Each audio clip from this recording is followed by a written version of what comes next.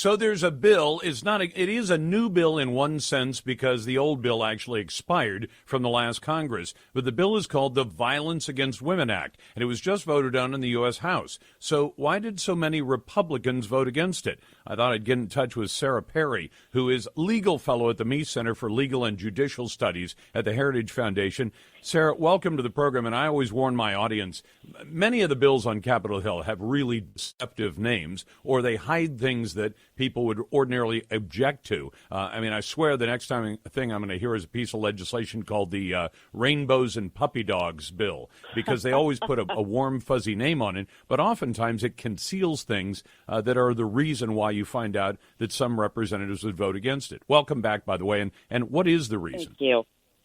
Well, there are a couple of different reasons, actually, Lars, and there are 29 Republicans who voted. They broke ranks. They voted against the Violence Against Women Act. They were pilloried on social media, as you can imagine. Some people on Twitter calling them trash for voting against a bill that would protect women from violence. And, of course, it's got a very sort of anodyne-sounding name along the lines of the Equal Rights Amendment or the Equality Act.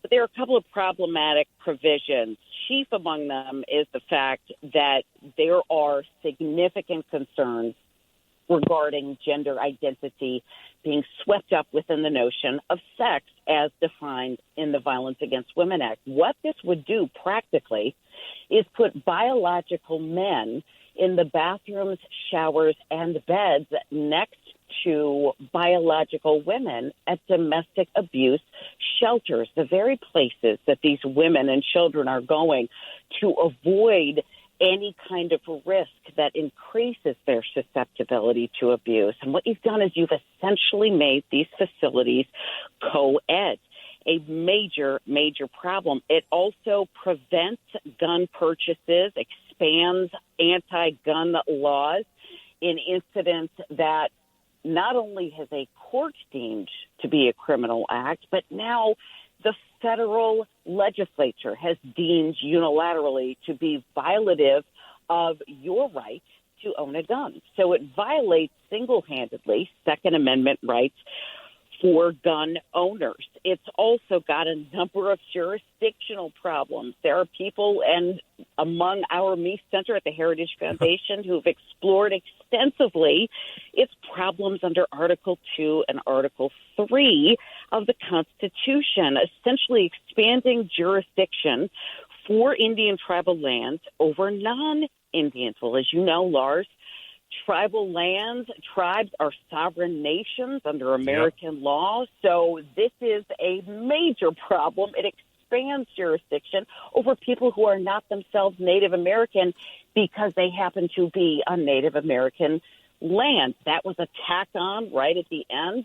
So we have multiple issues with this legislation, and it sounds very useful and very helpful and very important, but it is really, as is typical of this Congress, a poison pill for a lot of left-wing perspectives. Well, like I said, Sarah, it's the Rainbows and Puppy Dogs bill, and you say, who could be against that? But let me ask you something specifically. When people hear about the gun purchase restrictions, there are anti-gun people out there. I'm not one of them. I own guns. I carry a gun.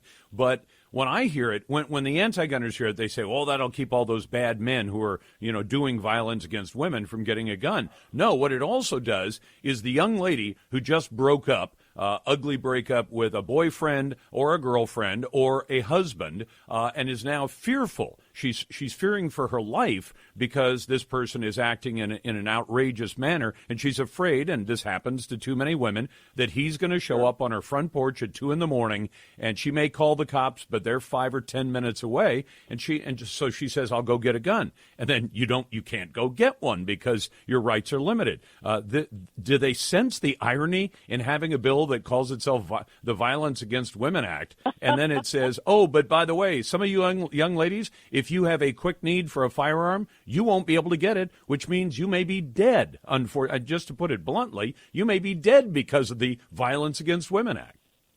Absolutely. And in fact, the rationale for this particular provision on guns, it was closing what they called the boyfriend loophole, was the fact that women in increasing numbers are seeking more and more gun possessions, right? God so they're bless them. acquiring them legally. You got it. And I have to tell you, they've attributed that to a rise in domestic violence.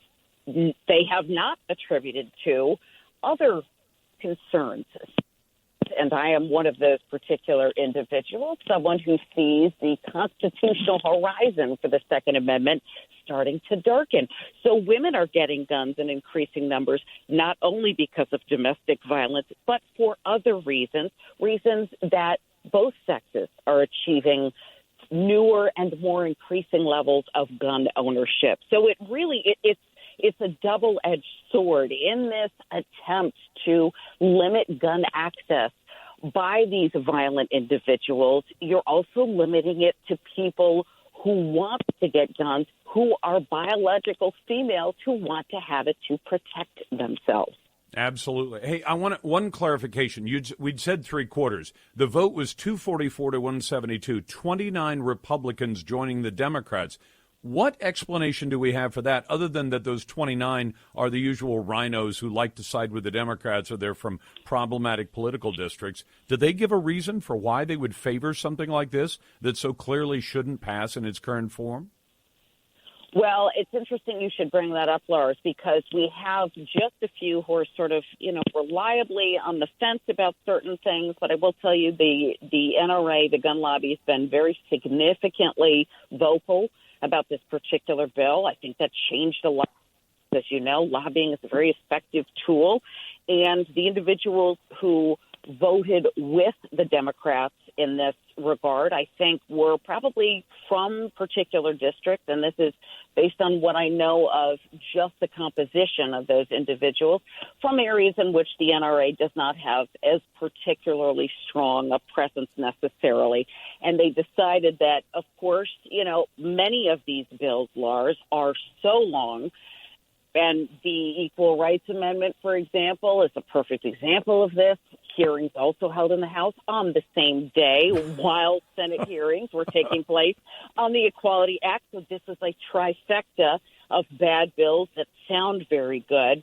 A lot of them had concerns that they were not going to be reelected. We have midterms, obviously, coming up in 2022. A lot of us have predicted sort of a bellwether change because those individuals who relied originally on promises of moderation and unity are sort of finding themselves faced with a rude awakening. And so I think a lot of them at this point are trying to save their political seats. It's happened before. Would not surprise me if it happened this time as well. Sarah Perry is a legal fellow at the Meese Center. And, Sarah, I keep expecting unity, too, from the people who call us Neanderthals and things like that. They've given us so many reasons to believe in that. Sarah, keep up the good work at the Meese Center and also at Heritage. Thanks so much for the time tonight.